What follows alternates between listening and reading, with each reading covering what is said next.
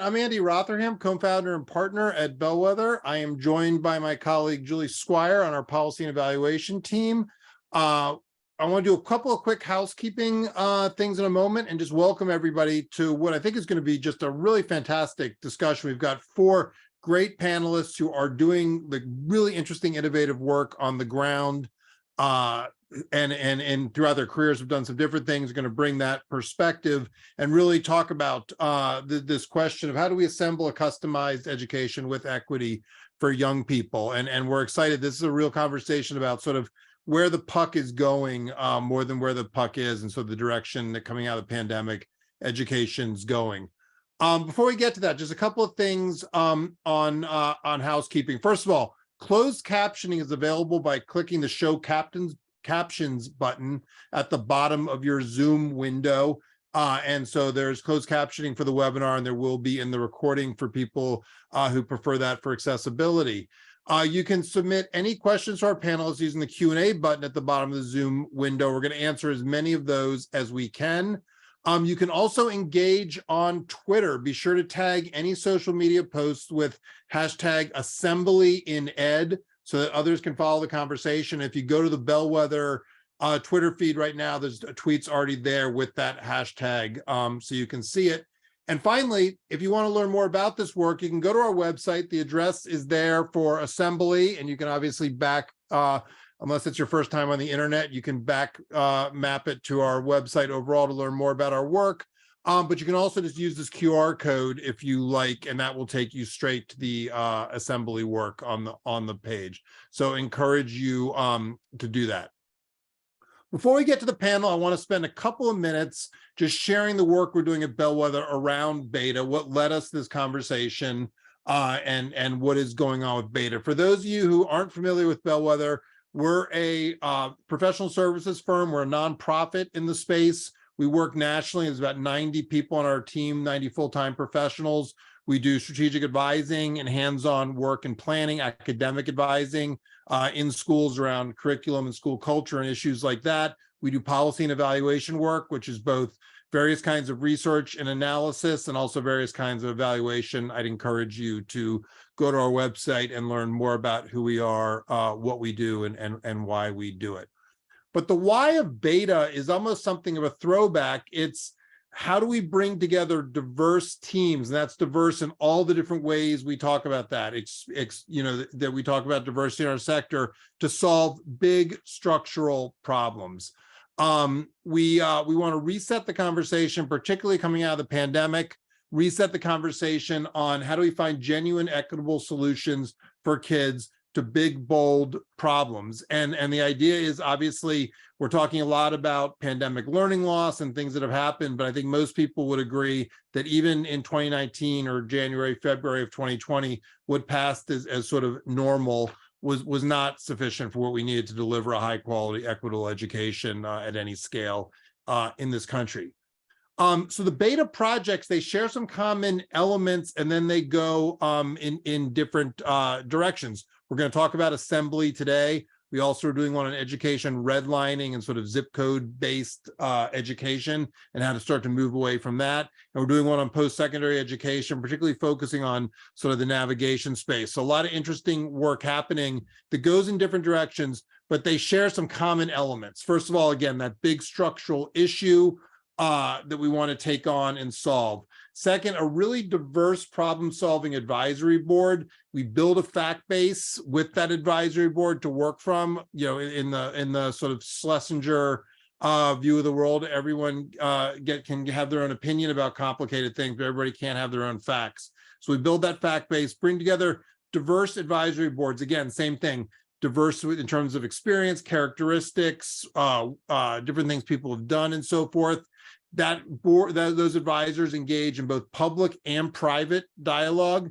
You can see sort of different kinds of conversations. We're having a public dialogue here again today with some other folks in the field. A lot of research, analysis, implementation, stress testing, ideas, and this is really important, handing off to the field. Like the last thing that these beta ideas have in common are these are not things. This is not Dick Cheney in the year 2000 where we go through a whole process and then the answer is, hey, it's us. This is about finding partners in the field to hand things off to. Depending on the project, there are going to be different kinds of partners. They may be policy, legal, advocacy organizations. They may be institutions. They may be NGOs at the local level. It might be schools and school districts. It varies, but some kind of actual handoff of these durable, stress-tested ideas to the field. So again, we build the fact base. We convene diverse stakeholders for discussion, including part of what we're doing today, surface equitable solutions with the understanding that no faction in education has a monopoly on good ideas. No single solution is going to solve all these problems. And generally, historically, the best education ideas have been born of some political tension and competition among different kinds of ideas and approaches, and the best ideas have come out of that. We want to communicate what we learned to the field, what we've surfaced. Good ideas are not going to stick without broad stakeholder awareness, supportive conditions, and then we need to ensure effective implementation, which is obviously a constant challenge with education ideas. And so that's a big part of that handoff piece. People have asked, like, why are we doing this? Why Bellwether? I mean, a couple of things. One, we're one of the few organizations. We're out there. We're working in schools. We're working with school districts. We're working with states. We've got our sleeves rolled up. We also do field-facing policy work, which is obviously informed by all that work we do on the ground. And we do all of that in a very heterodox, problem-solving way. Our team has diverse backgrounds, diverse experiences. Bellwether's united in a common belief that the education system isn't working well, isn't working equitably, and doesn't need just little changes to change that. It needs big, bold, dramatic changes. But across our team, people disagree mightily on what exactly those big, bold changes are, what they should look like, and so forth. And that leads to a real culture of ideas, creativity, what Martin Luther King might have called creative tension, just a big, a lively conversation about the trade-offs among different solutions. And again, second, we're focused on impact. We're always an impact-focused org, which is why we believe this is a good place for this work to live. Our first challenge, which we rolled out in August and have been doing work on since, is assembly. And rather, if you're not sick of me hearing my voice already, you will be in a few moments. So rather than me telling you about that, Julie Squire is leading that work, and she is here and is going to talk a little bit about the assembly work, which I think will help put a little bit more sort of meat on the bones of what I talked about, of what one of these beta projects can look like. So Julie, why don't we start diving? We've got the broad picture. Why don't we dive deep on the first beta assembly? Perfect. Thanks, Andy. Excited to share this with all of you here today. Thanks so much for joining. Our work on assembly as sort of the guinea pig of the beta work at Bellwether is really aimed at creating equitable systems of education in which students can access a diversity of learning experiences, services, and supports that pay attention to their well-being as well as their mastery of knowledge and skills, and enable them to pursue their interests, talents, and goals. So that's ultimately what we are trying to create with this work. And one of the first things that we did as we started out our work on assembly under the beta initiative is to develop that fact base. And where we started is looking at the history of how schools came to provide all of the services that they currently do.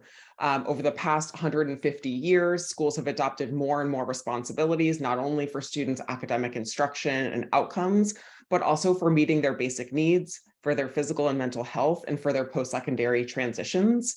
And that really leads us to a place where schools are asked to do an awful lot. And even before the pandemic, that may have been unrealistic and unsustainable expectation.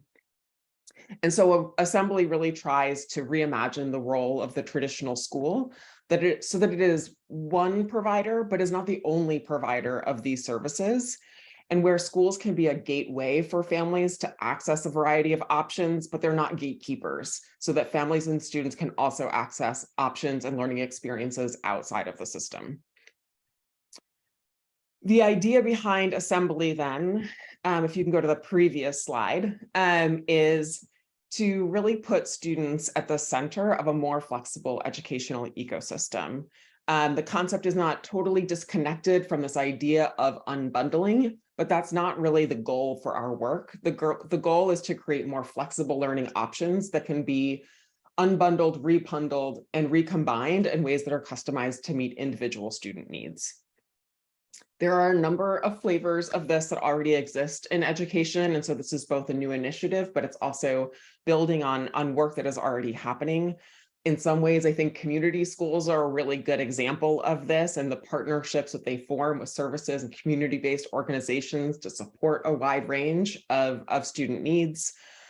Even within the system, career-connected learning opportunities, specialized programs around STEM or the arts, all of those are ways in which our current system tries to provide families and students with the ability to customize their learning.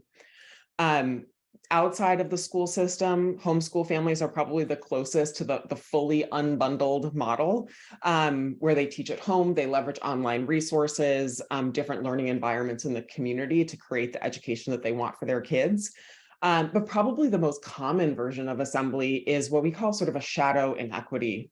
The many families who have means and spend thousands and thousands of dollars every year to provide their child with out-of-school specialized options in the form of tutoring, school tuition, supplemental activities in arts and music and sports, and thinking a little bit about all of the families who might like those options but don't have access to them within the system and don't have the means on their own outside of the system.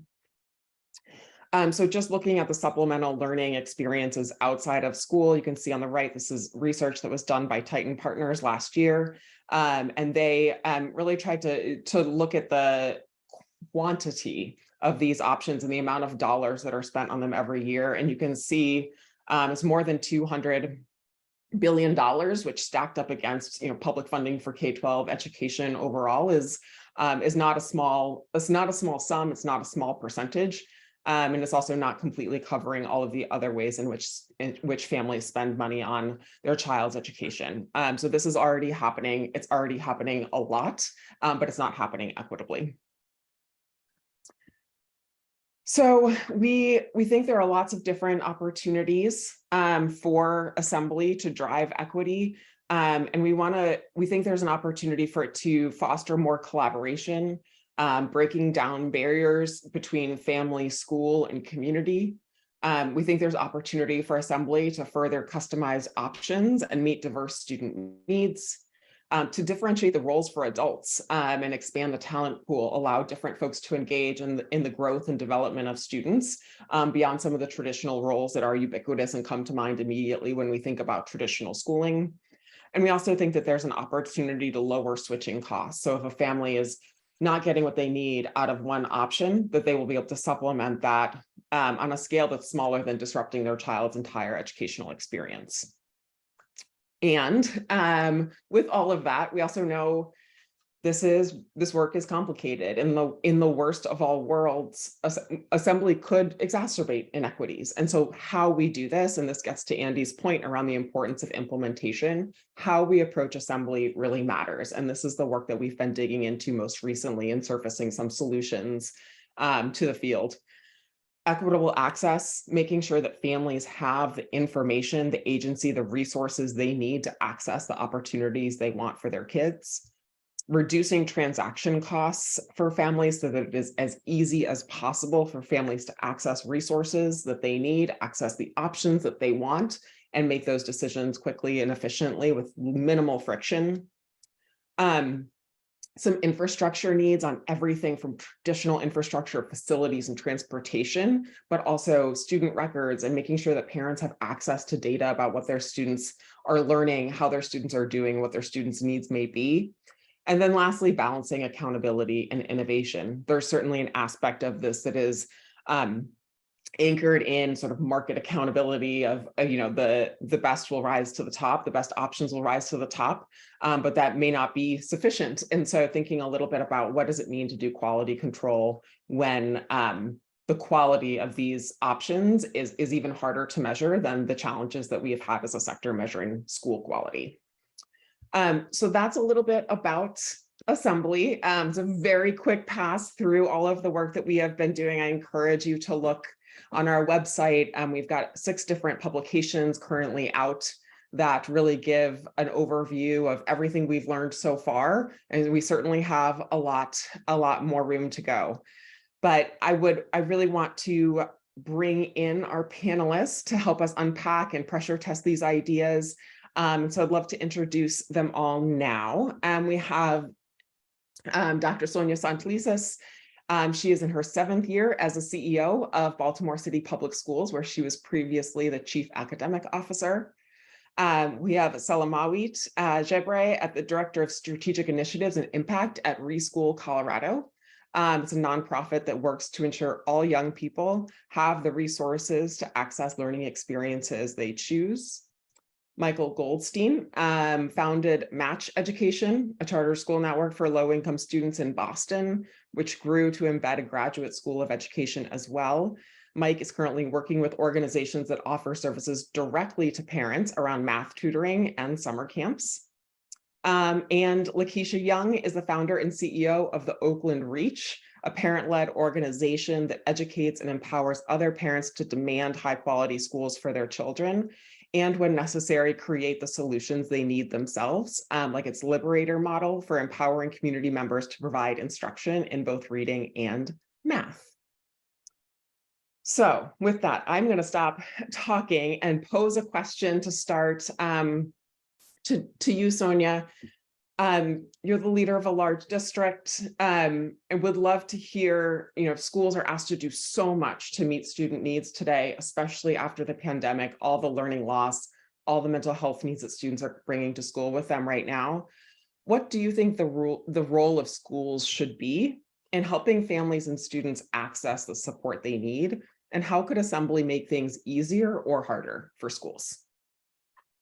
No, well, thanks. It's wonderful to be here with you all today. And I think that this is a question that really captures the moment that we're in. And I think in Baltimore City and in a lot of large urbans, part of what we're seeing is that opportunity for really defining what the role of school is important. I loved the slide on how what schools are expected to do has mushroomed over the years.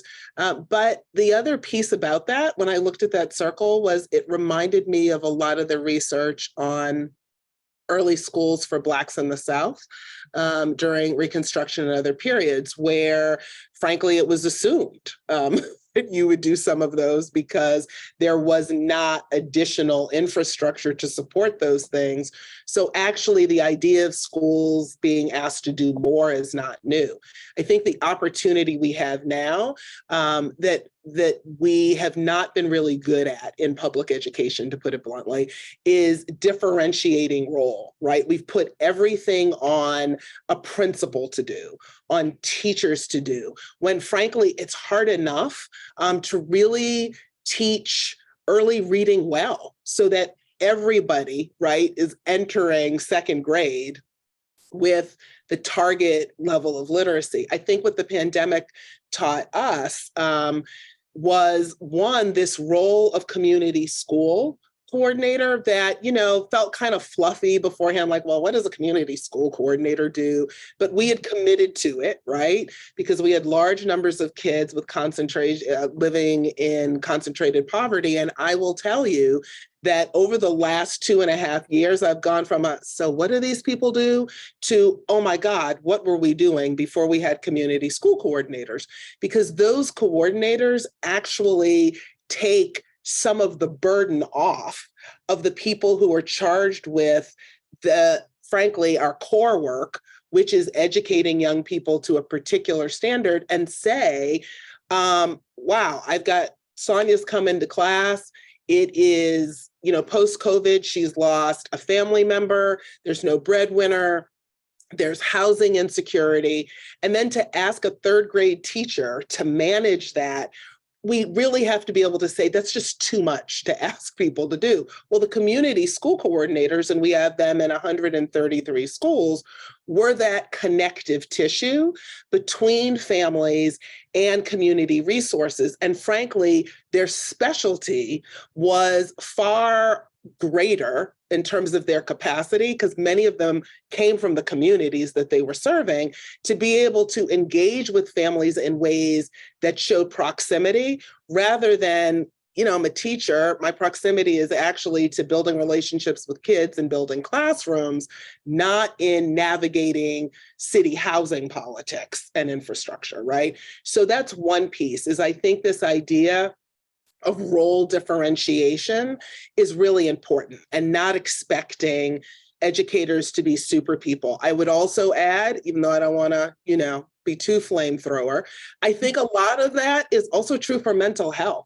Like why we are asking chemistry teachers to now provide enough SEL to counter childhood like traumatic experiences, I think begs the same question. And then the last thing I would say on this that we found is what probably has been true for a long time, and I say this with all due respect, knowing that Lakeisha Young is also here, that what we have found is that there are community organizations who actually do this connecting far better than we ever did anyway, right? Like they were the ones who knew where kids were that had dropped off our radar and gone to work over the last 2.5 years. We didn't know where they were. Didn't mean that they didn't have solid relationships with teachers, but it's a lot of our community partners like Project Numa and I'm trying to think, and the movement team. These are people that are out in communities when everybody else gets in their car and drives home. These are the people who don't drive home. They were here before I was CEO. They'll be here after I'm CEO. And frankly, they have the street credibility, right, to be able to navigate those spaces. And so as we have opened to become more open to this idea of specialization in areas and that frankly are not the specialty of schools, it's actually made it okay again to say we're not expert at everything. So let's get the people that are, and then have the school as the hub, the actual place where they are, but not expecting everybody to do everything. So I'll stop there. Thank you so much. And Mike, I would love to bring you into this conversation as the founder of a school in Boston. How does this resonate with you in terms of differentiating the role of the school? And what are you seeing in how other organizations can contribute to student learning and the work that you're doing with new providers, developing new kinds of supports outside the system? Great. Glad to be here. Hello to everybody who's following along on the webs. I would say that appropriately, my first observation is Zoom has been so heavily socialized in two ways during COVID, and I think it cuts two ways. So there's so many startups right now and young organizations, nonprofits, for-profits that are trying to serve kids through Zoom stuff, tutoring, counseling, classes, whole school, micro school. And I think that cuts two ways. I think there are kids for whom they get a lot out of their certain Zoom experiences. And so, our daughter gets, math tutoring once a week from a great tutor, and it's really had an almost amazing effect on her math confidence, math skill, all these things. It's sort of like everything a parent could want. It's that good. And yet, I think a lot of parents at the same time are describing, I'm broadly worried about my kid on a screen too much. So they see conflict between offerings that are Zoom provided and this desire to get their kid away from a laptop or cell phone screen.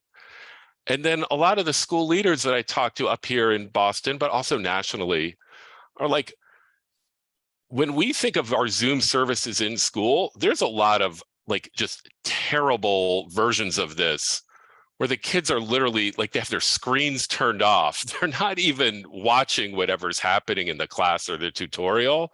The tutor's almost trying to like teach into a screen without, anybody on the other side. So I think the first thing I've seen broadly is Zoom is easy to scale. It's very appealing. And so there's a lot of energy going into that as being a main part of this assembly work, if you will, because it solves for a lot of the geography problems.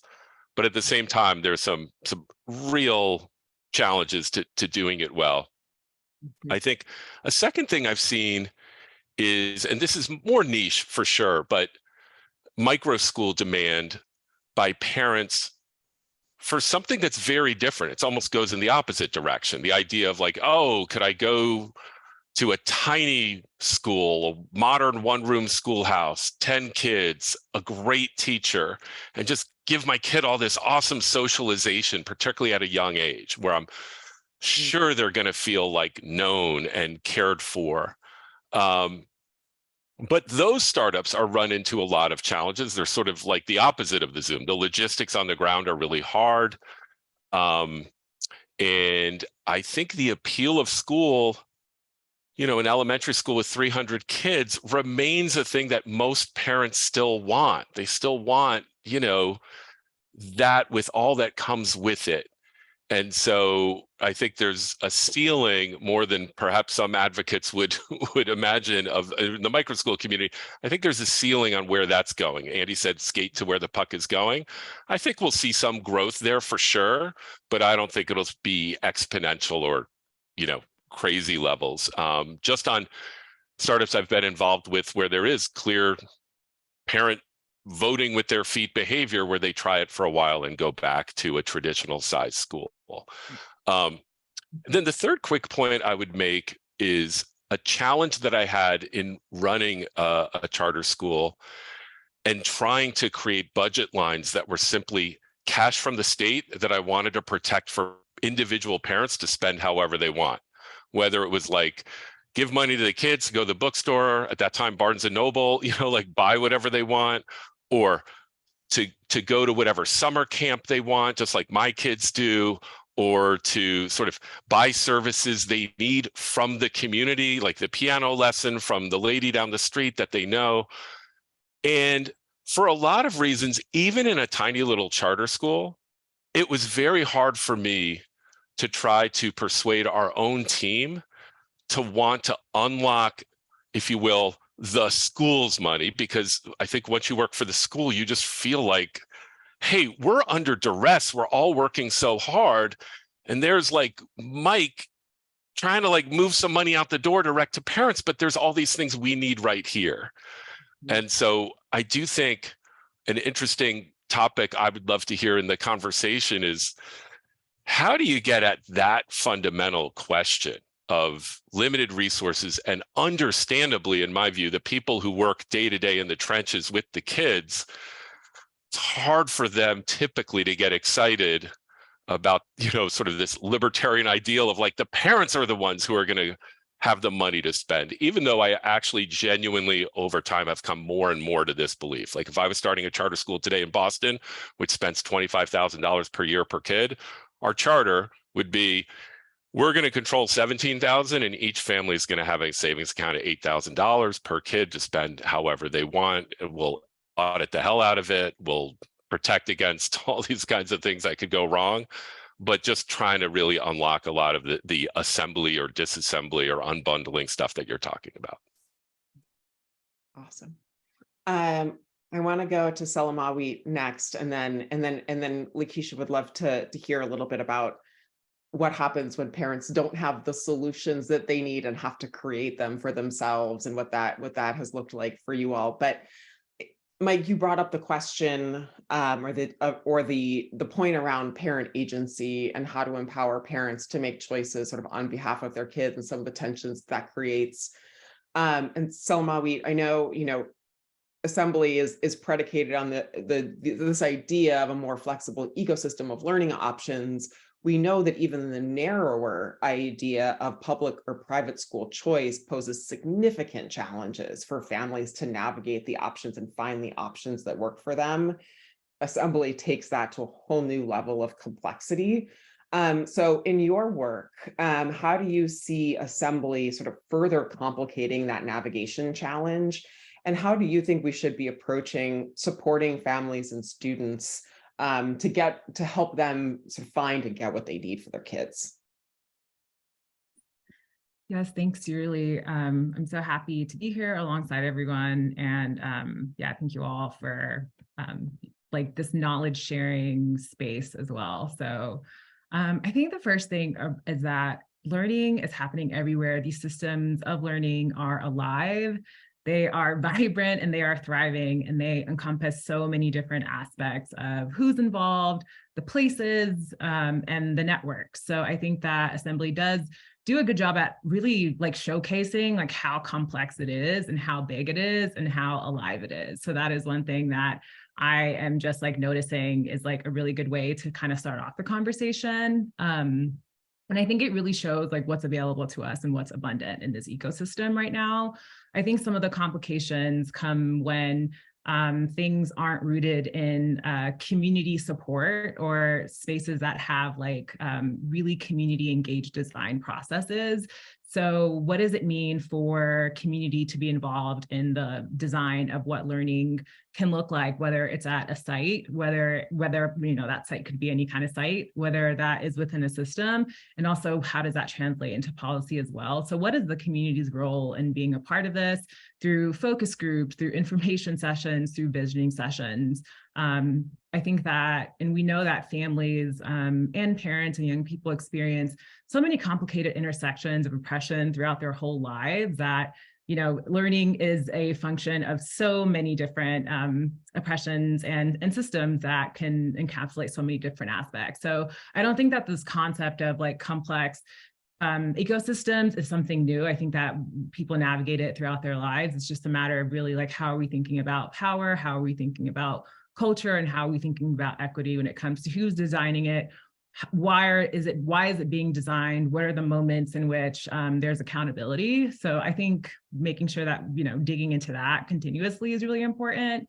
I think, of course, when you have more options, you can have less choice, of course, because of structural inequalities and continuing, again, like reinforcing systems of oppression that don't address inadequate, inequitable housing, inequitable transportation access, inequitable internet access, and things that continue to compound over time, inequitable food access and things like that. So I think, again, like, context and choice is contextual, and what does that mean to create systems around people that allow true access and true choice in these ecosystems of learning that exist. I think another piece, and Julie, you got into this earlier when you were talking about equitable access and infrastructure and accountability and the transaction costs, is around it can get complicated when there isn't coordination and that when policies don't reflect and cement real like development and implementation plans that address the current moment and also address, you know, unintended consequences that could happen into the future. So that's another complication. And I think some of the things that you all talk about in Assembly is definitely like, how are we thinking about, again, like accountability? What does it mean when there's like so much access to so many different things? What does this mean for like how definitions of quality, for example, are defined by whom and why, and like what are the different aspects that go into it? So with complexity, there's like lots of different aspects of that. And so glad that we're talking about it. And then to your second question around how can we better support? So there are lots of different ways that we've been exploring at Reschool over the past few years around, number one, of course, is like these community engaged design processes. So like, how are we thinking about knowledge sharing? How are we thinking about creating spaces where folks have a say in decisions around like participation, and what does that look like, and what do you actually value? So we really do value that. And we've done that through interviews, focus groups, surveys, sessions, communities of practice, and things like that. A big piece, of course, is funding. Like, how are we funding through public ways the money that goes into learning that happens everywhere? So some ways that we've done here in Denver through Reschool are things like learning dollars, where we've had mass amounts, well, a couple $100,000 where we were investing per child and per family in funding their learning experiences in a way that they got to decide, of course, like where the money went and what they spent it on. And so that's one way. Another one is we are seeing that folks need access or have requested and asked for access to a lot, like there's so much information out there. How do we find it? What are the tools that can help us do that? So we have launched a project called Discover Learning, which is a sort of another iteration of a different project that we did before called Blueprint for Summer, which was influenced by a lot of the work that's coming out of St. Louis and the Clark Fox Family Foundation around that kind of like ecosystem mapping work around out of school learning. So we have Discover Learning, and that's a tool where families can hop in and see what's happening in their community, and we're constantly updating it and constantly adding new providers, because we know that a lot of providers who exist in these spaces are, for some of them, like coming in and disrupting spaces. We see that so many of them are former teachers as well. And I do want to lift that a lot of the providers are educators, people who have been doing so much work around with young people and in community, and want spaces to be able to get at some of the things around what kinds of curriculums are available, what kinds of things are we putting out there in terms of like what families are, want and need. And then just the last piece is, of course, the policy piece, like such a big piece around like, policy to address these systemic barriers. And I think ultimately we just want to make sure that these systems of like assembly, or like what assembly offers, is something that really does foster justice and fosters safe spaces for all young people and their families. Wonderful, thank you. So we've talked a little bit about all of the things that schools are asked to do. We've talked about new supplies sort of coming into the ecosystem, how parents navigate it. Lakeisha, what happens when parents see a need that their child has, but there isn't a ready solution to that challenge? And could you talk a little bit about how you at the Oakland Reach have created the Liberator model, and sort of how that emerged to meet a need that you saw in the community, your team saw in the community, sort of creating the solutions that you believed that your families needed? Yeah, sure. Can I lead in this in my own way? Please, yes. Okay, I'm going to try to make this as pithy as possible. Yeah. So 2 components. Parents are trying to master convenience.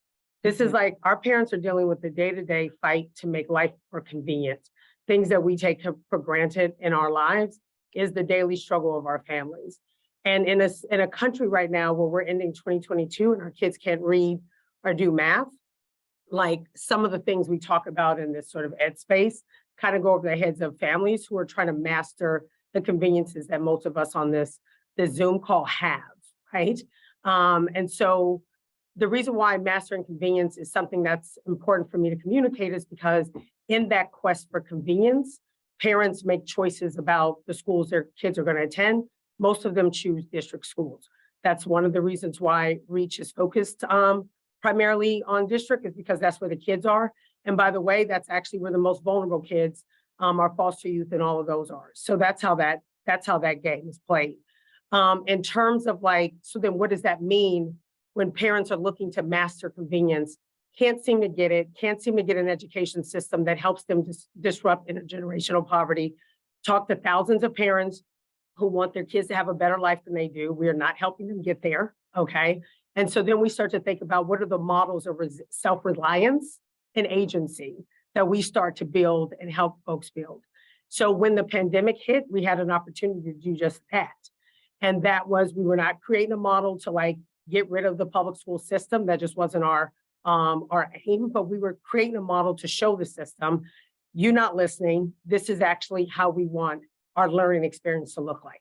So when you talk about stuff like assembly or personalized choices and all of this, our take is listen to families, listen to them once, listen to them well, and then build it and make it happen. So if you put in the link in the chat, a link to our hub model, we built that almost 3 years ago at this point. So, and it was personalized learning because it literally was both academic. We had family liaisons that were doing a lot of community work. We went deep on technology. Because at the end of the day, it's not convenient to be left out of the conversation. It's not convenient to actually live in a household where you don't have Wi-Fi or computers. Those are actually, that's mastering convenience, right? I think we did transformational work there. We then made a decision. So in this idea of sort of self-reliance and agency, and by the way, we had amazing results with the hub. Within the first 5 weeks, 60% of our K-2 students went up 2 or more reading levels on our district assessment, and 30% went up 3 or more reading levels. This was just 5 weeks, all by the way with paraprofessionals. So that was something else we learned. You do not need a credentialed teacher to teach a kid how to read and do math. And that was very important for us to learn, because in a ecosystem where all we talk about is teacher shortages, of which Sonia can tell you of impact low-income communities the most, we can't live like that. We got to have some better solution than telling us that all the 600 vacancies are going to be in the hood, right? So when we found out we can teach our kids how to read and do math without a credentialed teacher, we were onto something. So that then led us, and again, because all of our families are primarily, just like a lot of other cities, maybe 20% of our families choose charters, most of our families choose district schools, right? So our major focus was on taking this model and now teaching the district to sort of integrate it and adapt it.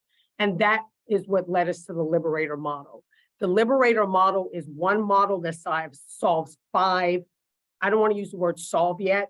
I want to say addresses. We hope it solves for something, but it addresses 5 things, right? Yeah. So one, just for everybody who's on the call, Liberator model is all about upskilling community members to become math and literacy tutors. Like I said on the front end, mastering convenience, our kids can't read and do math. It's game over, y'all. We can't be talking about nothing when our kids are not reading, right? So, you know, personalized supports, all of that, those things do and need to be built into the school. And that's how this Liberator model, because we just need more good human beings doing this work in our schools on behalf of our kids. And that's what the Liberator model does. So it is a mother, it is an auntie, it is a cousin, right? It's someone from the community who, like Sonia says, CEOs, superintendents come and go, principals come and go, teachers come and go, community never stays. And this shouldn't have been an innovative idea. I don't know why somebody didn't think about it before, doing more work there, but it takes work. And it actually takes you trusting the people you serve. And since a lot of folks don't trust poor people, they never think about going, lifting them up to solve their own problems. We got to save everybody, right? So what the Liberator model does is it's both, so it upskills community caregivers, parents or caregivers to be literacy and math tutors. They are hired by the district as 0.8 full-time employees. They get benefits. And while we're working with our district on a wealth wage, this role currently does not have a wealth wage, which is actually problematic when you want people to stay and thrive in the city. That's a different conversation. But for some folks, this is such a great opportunity for them to get the best health benefits and stuff for their kids and their communities. And you know, we live in communities with horrible healthcare and horrible things for, you know, in that way. So first is academic. Second is socioeconomic. So again, providing jobs. We have a multi-generational approach. You want these kids to be good, you got to make sure their mamas is good too. It's a 2-for-1 deal. And when I say mamas, there's a lot of folks that can be mamas, right? We got a lot of grandmamas raising kids right now, right? So socioeconomics. Third is workforce development. So the folks in this role are being developed even beyond just they learn Salesforce, they're G Suite certified, they have presentation skills, they have all of these skills that are employable skills outside of even doing that role. That's 3. 4 is talent pipeline. I shared that earlier. We got to find other ways to get qualified, committed people in front of our kids. Sick of talking about teacher vacancies, and that turns into deficit and lack. So they do that. And then last but not least, because it's just a buzzword that folks like to talk about, is SEL, which is social emotional learning. What we've seen is nothing better than have somebody in the schools that look like, resemble, and are connected to their kids. The way that they can talk to parents, the way that they can actually sit and talk to kids is sort of a game changer when you want to talk about being seen and being heard. So that's the liberator model. You may ask me, why do we have one model that addresses 5 things? Because we have to. We have to if we're going to like uplift our communities and get our kids reading and doing math. So that's us. That's what we did. Thank you so much. So many interesting threads to pull on from all of your comments. I want to start with thinking about this idea that I think everybody has touched on, which is how do we catalyze existing community assets within the school, beyond the school, to help meet the diversity of student needs? If there were sort of one thing that each of you could do to sort of build out the ability to access those community assets, what would you do? And I'm not going to call on anybody, so please jump in and answer, and would love to have a conversation. Julie, can you just state that question again? Yeah, so I guess the question is, there's so many community assets that exist. We don't fully leverage them to support students' needs, whether that be para-educators, parents, etc., others, more flexible roles, community-based organizations, YMCAs, Boys and Girls Clubs, all kinds of organizations who exist to serve kids. How can we better catalyze their ability to support student needs? And I guess a piece of that is also, how do we better coordinate how they help support students' needs? So I'll jump in only because it's the non-sexy element. I mean, I think there are lots of elements that go into this. Yeah. And I don't think agency is solely dependent on money, but one of the biggest roadblocks we have faced is all of the strings attached to money to be able to pay people in the ways that Mike referenced, the way that Lakeisha referenced, that actually allow the people with the expertise to take on those roles.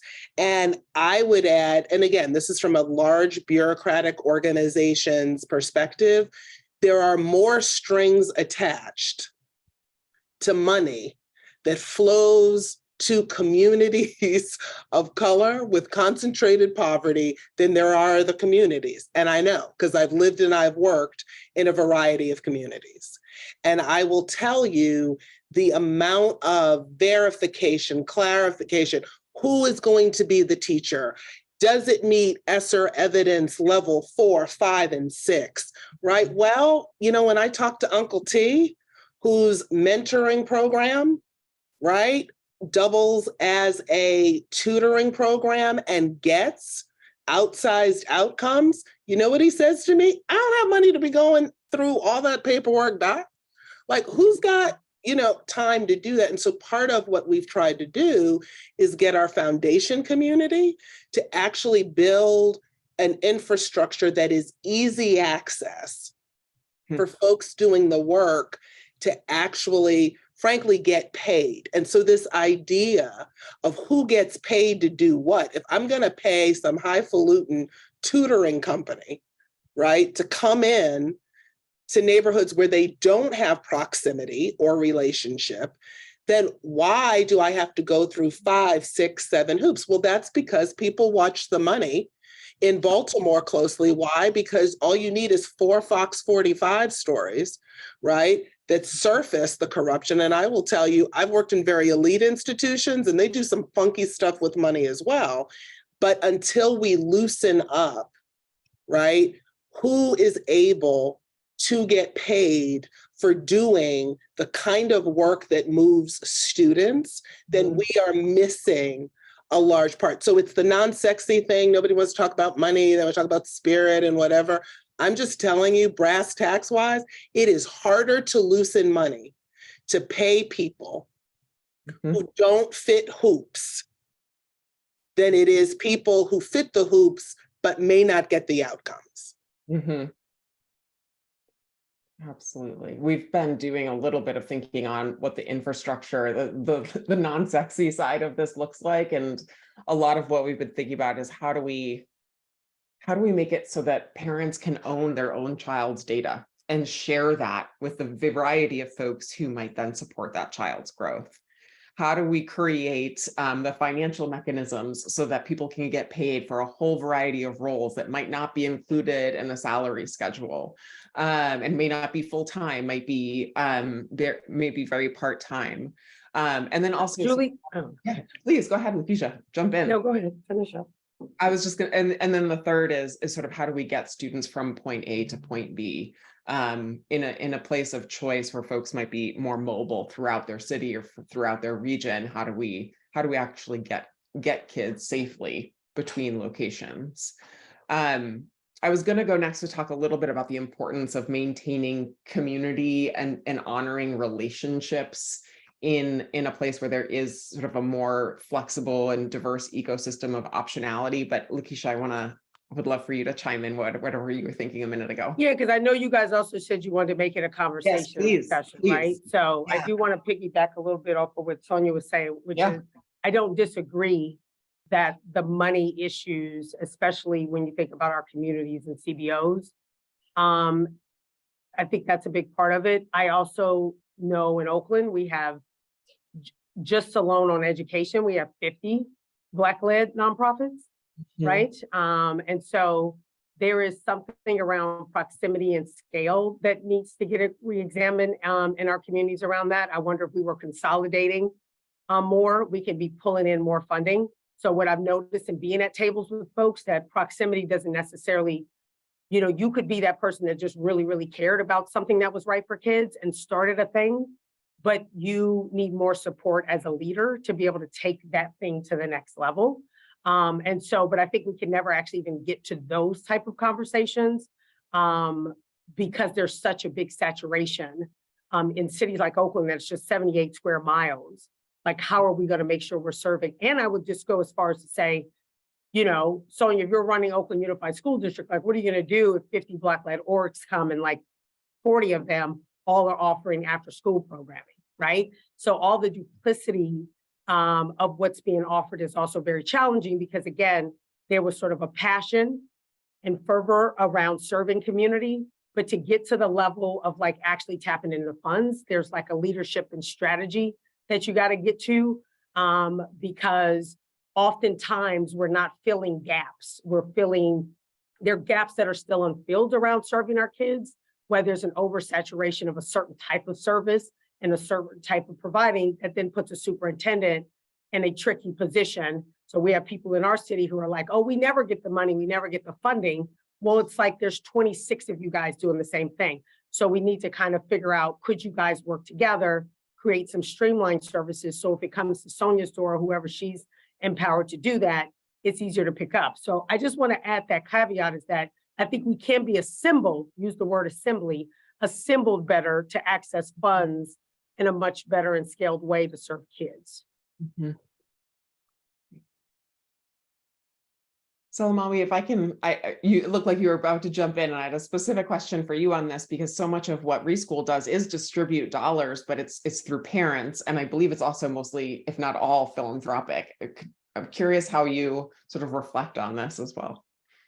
Yeah, thank you. Yeah, I think, my reflections are always, where are the parents in the room? Like, who are the decision makers? Right? Like, I think it, for me, goes beyond sort of like, here's the context that's set, but it wasn't set. Was it set by parents? Was it set by community members? Or are people trying to like fit into something that is like already established in a way that clearly has not been serving for a very, very long time? So a lot of the questions are around power, like who's at the table, but more so like, who is leading the conversation? Who are the decision makers? What are the relationships that folks have to institutions and ecosystems of learning in these ways? And so I think that also brings a bigger question around like, who has access to resources? Who decides what the resources are and how they get distributed, right? Like, it's just like, what is that? Like, there's something else there that we never really get at, because it becomes this like elusive thing that no one wants to talk about, which is oppression in so many different ways. And so I think that's where I want to start always these conversations, is around that. And of course, like, there's always community context around, again, how people engage with the world around them. There's history, there's violence, there's exploitation, there's loss. Like, there's so much there that impacts the way that folks that we say we want to serve, Black and Brown kids specifically, and Indigenous kids and kids of color who, you know, like are in these spaces that we keep talking about, there's a context there that has a lot of history, and we're not addressing them in the ways that we need to be as a collective. And so I do want to start there. And I think that when it comes to a lot of this work around, our work has been primarily funded through philanthropic dollars, 100%. And so we have been exploring different ways to get more public funding into this work, because as we know, as we've seen through the pandemic and COVID, like so much of like learning life is public life. We saw what happened when the schools shut down. Now more and more districts are passing universal free lunch, right, for young people, because we saw how communities are these hubs of learning, and also so many other aspects that influence kids' learning. So I would say question the power, question the cultural like histories behind it, and like interrogate, and how do we create more spaces for more public accountability?